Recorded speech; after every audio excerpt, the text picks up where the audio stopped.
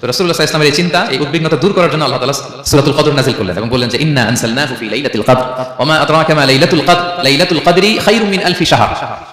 লাইলাতুল কদর, এই কদরের রাতটা হচ্ছে এমন রাত যেটা খায়রুম মিন আলফি শাহর, হাজার মাসের চেয়েও সেরা। রাসূল সাল্লাল্লাহু আলাইহি ওয়াসাল্লামকে সান্ত্বনা দেওয়ার জন্য যে নবী আপনি চিন্তিত হবেন না, বনি ইসরাইলের অনেক লোক হাজার বছর হায়াত পেয়েছে, শত শত বছর ইবাদত করেছে, জিহাদ করেছে, তারা হায়াত পেয়েছে বেশি কিন্তু তারা কদর পায়নি। আর আপনার উম্মতকে আমি হায়াত দিয়েছি কম কিন্তু তাদেরকে কদর দিয়েছি।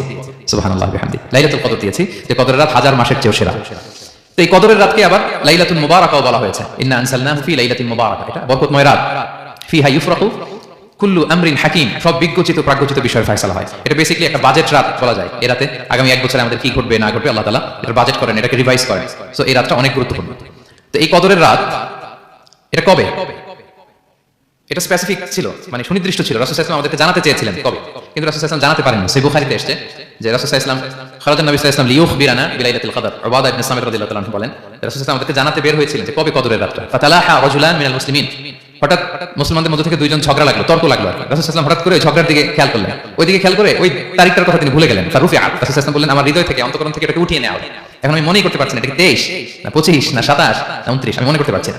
এজন্য রাসূল সাল্লাল্লাহু আলাইহি ওয়াসাল্লাম বলেছেন যে তবে আমি এতটুকু মনে করতে পারছি, ফালতামিসুহা ফিল আশরিল আওয়াখিরি ফিল বিত্রি, রমাদানের শেষ দশকের বেজর রাত্রিগুলোতে তোমরা কদর তালাশ করো।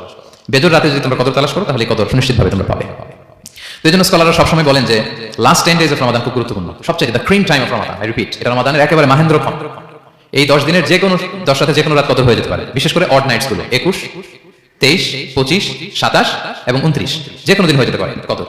সো বুদ্ধিমানের কাজ হচ্ছে আমরা যেন রমাদানের শেষ 10 রাতে লাগাতার একইভাবে একই স্পিডে আমরা যেন ইবাদত করি। কোন রাতে বেশি করলাম, হয়তো 27 এর রাতে আমি খুব ভাব গাম্ভীর্য নিয়ে খুব আবেগ নিয়ে ইবাদত করলাম, কিন্তু হয়ে যেতে পারে যে এবছর কদর ছিল 25 এর রাতে, হতে পারে না পারে, তো আমরা তো মিস করে ফেললাম। আমরা যেন মিস না করি। বুদ্ধিমানের কাজ হবে সমানতালে ইবাদত করা, এবং এটা এত গুরুত্বপূর্ণ রাসূল সাল্লাল্লাহু আলাইহি ওয়াসাল্লাম এত এমফাসাইজ করে কোন রাতের কথা বলেনি। আরবি মাস অনুযায়ী 354টা রাতের মধ্যে সবচেয়ে শ্রেষ্ঠ রাত, সবচেয়ে শ্রেষ্ঠ রাত সূর্য ডোবার পর থেকে হাত্তা মাতলাইল ফাজর, ফজরের সূচনা লগ্ন পর্যন্ত শান্তিময় রাত, বরকতের রাত। রাসূল সাল্লাল্লাহু আলাইহি ওয়াসাল্লাম বলেছেন মান হুরিমা খায়রাহা ফাকাদ হুরিম, যে কদরের বরকত থেকে খায়ের থেকে বঞ্চিত হলো সে আসলেই বঞ্চিত, হি ইজ দ্য লুজার, সে হতভাগা, সে পোড়া কপাল, সে বঞ্চিত। মান হুরিমা খায়রাহা ফাকাদ হুরিম, যে কদর পেল না সে হতভাগা। এখন আমরা কি হতভাগা হতে চাই? আমরা শুরুতে অনেক হোপফুল ছিলাম, এত এত ব্লেসিংস, এত এত বরকত রহমতে ফলগুধারায় আমরা প্লাবিত হচ্ছি রমাদানে, তো আমরা তো হতভাগা হতে চাই না। তো আমরা যেন এই শেষ 10 দিন এক তালে আন্তরিকতার সাথে ঈমান ও ইহতিসাব আমরা যেন ইবাদত করি। সম্মানিত ভাই এবং বোনেরা, তাহলে আমরা সৌভাগ্যশীলদের অন্তর্ভুক্ত হতে চাই, হতভাগা হতে চাই না। আমরা এবার একটু শুনবো যে রাসূলুল্লাহ সাল্লাল্লাহু আলাইহি ওয়াসাল্লাম কদরের রাতগুলোতে কি কি ইবাদত করতেন। আমি খুঁজে 5টা আমলের কথা পেয়েছি বিশেষভাবে, কমন যে আমলগুলো সেগুলো তো ছিলই, বিশেষভাবে 5টা কাজ রাসূল সাল্লাল্লাহু আলাইহি ওয়াসাল্লাম কদরের রাতে করতেন। 1 নম্বর কাজ হচ্ছে তিনি সারা রাত জেগে ইবাদত করতেন এবং পরিবারের লোকদেরকে ঘুমোতে দিতেন না, উঠিয়ে দিতেন। বছরের অন্য কোনো সময় সারা রাত জেগে ইবাদত করার কোনো নজির রাসূল সাল্লাল্লাহু আলাইহি ওয়াসাল্লামের জীবনে ছিল না, সব রাতে ঘুমাতেন।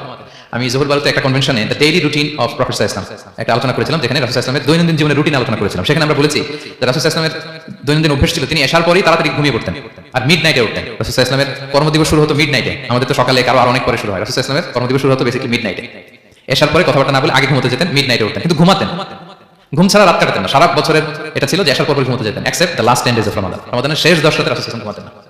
এই 10 দিনের ব্যাপারে পাওয়া যায় সারা রাত জেগে তিনি ইবাদত করতেন। আম্মা জান আয়েশা রাদিয়াল্লাহু তাআলা আনহা বলেন ইযা দাখালাল আশরু আহিয়াল লাইলা ওয়া আইকাযা আহলা ওয়া জাদ্দা ওয়া শাদ্দাল মি'জার, রমাদানের শেষ দশক যখন আসতো রাসূল সাল্লাল্লাহু আলাইহি ওয়াসাল্লাম সারা রাত জেগে ইবাদত করতেন।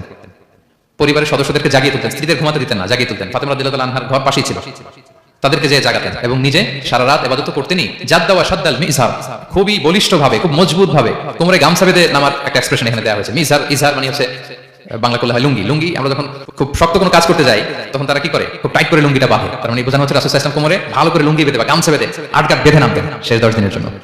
এই সময় তিনি মানে কাউকে কেমন যেন চিনতেন না, সবসময় ইবাদতে মগ্ন থাকতেন। এটা আমরা করতে পারি যে শেষ 10 দিনে, আর যেহেতু 3 দিন বাকি, আমরা একটা স্পেশাল প্ল্যান করতে পারি যে আমরা আমাদের সর্বোচ্চটুকু উজাড় করে দিয়ে লাস্ট 10 days অফ রমাদানের এই বরকত আমরা হাসিল করবো, এটা যেন আমাদের মিস না হয়। তাহলে এটা আমরা একটা পেলাম। 2 নম্বর হচ্ছে ইতিকাফ করা। রাসূলুল্লাহ সাল্লাল্লাহু আলাইহি ওয়াসাল্লাম রমাদানের শেষ 10 দিন ইতিকাফ করতেন। আমাদের আয়েশা রাদিয়াল্লাহু তাআলা বলেন কানা ইয়াতাকিফুল আশরাল আওয়াখির মিন রমাদান, রমাদানের শেষ দশকে তিনি ইতিকাফ করতেন হাত্তা তাওয়াফাহুল্লাহ, ওনার ইন্তেকালের আগ পর্যন্ত এই অভ্যাসটা তিনি জারি রেখেছেন। সুম্মা আতাকাফা আজওয়াজুহু মিন বাদি, তারপর ওনার স্ত্রীরা ইতিকাফ করেছেন। আরেক বর্ণনা এসেছে ইয়াতাকিফু কুল্লা রমাদান 10 আইয়াম, প্রতি রমাদানে তিনি 10 দিন ইতিকাফ করেছেন। কিন্তু যেই বছর তিনি ইন্তেকাল করবেন সে বছর তিনি 20 দিন ইতিকাফ করেছেন। প্রতি রমাদানে 10 দিন, আর যে বছর ইন্তেকাল করবেন সে বছর কয় দিন? 20 দিন তিনি ইতিকাফ করেছেন মসজিদে নববীতে। তাহলে আমরা এই রমাদানের শেষ দশকে এটা করতে পারি। 2 নম্বর পয়েন্ট হচ্ছে ইতিকাফ করা। যারা আমরা করিনি তারা আমরা ইতিকাফ করতে পারি।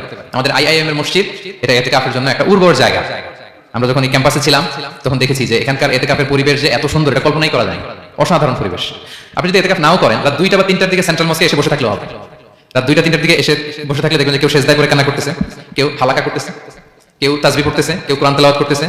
মানে এত সুন্দর পরিবেশ, ওটা দেখলেই আপনার ইবাদত করতে মন চাইবে। তো আমরা যেন এতেকাফ করার চেষ্টা করি। এতেকাফ করতে না পারলে শেষ দশকের রাতগুলো যেন মসজিদে কাটানোর চেষ্টা করি, তা না পারলেও বাসায় যেন এই রাতগুলো আমরা মিস না করি। বিশেষ করে সেন্ট্রাল মস্কে তো অসাধারণ পরিবেশ, এটা হাইলি রেকমেন্ডেড। ইফ পসিবল আপনারা আসবেন, এখানে ইবাদতের চমৎকার পরিবেশ থাকে। 3 নাম্বার হচ্ছে রাসূল সাল্লাল্লাহু আলাইহি ওয়াসাল্লাম এবং জিবরাইল আলাইহিস সালাম যৌথভাবে কোরআন রিভিশন করতেন। খুব ইন্টারেস্টিং। সারা বছর যেটা নাজিল হতো রমাদানে জিবরাইল রাসূল সাল্লাল্লাহু আলাইহি ওয়াসাল্লামকে শোনাতেন, রাসূল সাল্লাল্লাহু আলাইহি ওয়াসাল্লাম জিবরাইল আলাইহিস সালামকে শোনাতেন। সহিহ বুখারীর বর্ণনা, কানা জিবরিলু ইয়ালকাহু ফি কুল্লি লাইলাতিন মিন রমাদান ফায়ুদারিসুল কুরআন। রমাদানের প্রতি রাতে এসে রাসূল সাল্লাল্লাহু আলাইহি ওয়াসাল্লামের সাথে কোরআন মুদারাসা করতেন। সহিহ মুসলিমের বর্ণনায়, আন্না জিবরিল কানা ইউআরিদুহু বিল কুরআন কুল্লা আমিন মাররা। প্রতি বছর রমাদানে একবার শোনাতেন বা শুনিয়েছেন। যে বছর তিনি ইন্তেকাল করবেন তিনি 2বার শুনিয়েছেন। আরাদা ইউআরিদু, এটা ফ্রম বোথ সাইড। আরবি শব্দটা এমন যে জিবরাইল আলাইহিস সালাম শোনাতেন, এরপর রাসূল সাল্লাল্লাহু আলাইহি ওয়াসাল্লামকে শোনাতেন, কোরআন রিভিশন করা। তো এই শেষ দশকের রাতগুলোতে আমরা যেন বেশি বেশি কোরআন পড়ি, কোরআন তেলাওয়াত, কোরআনিক রিসাইটেশন হতে পারে, কোরআনের অর্থ পড়া হতে পারে, তাদাব্বুরে কোরআন হতে পারে, কোরআনের হালাকায় জয়েন করা হতে পারে, ইন ইটস এনি ফর্ম। আমরা যেন কোরআনের সাথে অ্যাটাচমেন্টটা বাড়াই ক্লাস 10 ডেজ অফ রমাদানে। 4 নাম্বার কিয়ামুল লাইল করা। রাসূল সাল্লাল্লাহু আলাইহি ওয়াসাল্লাম কিয়ামুল লাইল করতেন এবং কিয়ামুল লাইল শব্দটাকে রাসূল সাল্লাল্লাহু আলাইহি ওয়াসাল্লাম কদরের সাথে জুড়ে দিয়েছেন। সহিহ বুখারীর বর্ণনায় তিনি বলেছেন, মান কামা লাইলাতাল কদরি ঈমানা ওয়া ইহতিসাবা গুফিরা লাহু মা তাকাদ্দামা মিন যামবি। কদরের রাতে যে কিয়ামুল লাইল করে বিশ্বাস নিয়ে এবং নাজাতের প্রত্যাশা নিয়ে, তার পূর্বের সমস্ত গুনাহ আল্লাহ তাআলা ক্ষমা করে দিবেন। তাহলে কিয়ামুল লাইলটা রাসূল সাল্লাল্লাহু আলাইহি ওয়াসাল্লাম বিশেষভাবে কদরের রাতের সাথে সম্পৃক্ত করেছেন। আমরা যেন প্রতি রাতে কিয়ামুল লাইল করি, লম্বা সময় যেন দাঁড়িয়ে থাকি, লম্বা সময় কোরআনিক রিসাইটেশন করি দাঁড়িয়ে থেকে, লম্বা সময় রুকু, লম্বা সময় সিজদা, স্পেশালি সিজদা। আখরাবু মা ইয়াকুনুল আবদু মির রাব্বিহি ওয়া হুয়া সাজিদ ফাআকসিরু ফিহি দুআ। বান্দা যখন সিজদায় থাকে আল্লাহ সবচেয়ে কাছে থাকে। আমরা তো আল্লাহর সবচেয়ে কাছে যেতে চাই এই ক্রিম টাইমটাতে, কি বলেন? আমরা যেন লম্বা সময় সিজদাতে থাকি। কিন্তু আমাদের অনেকের যেটা হয়, নামাজে তাড়াহুড়ো, অনেকের সব ব্যস্ততা যখন নামাজে দাঁড়ায় এরকম হয়ে যায়।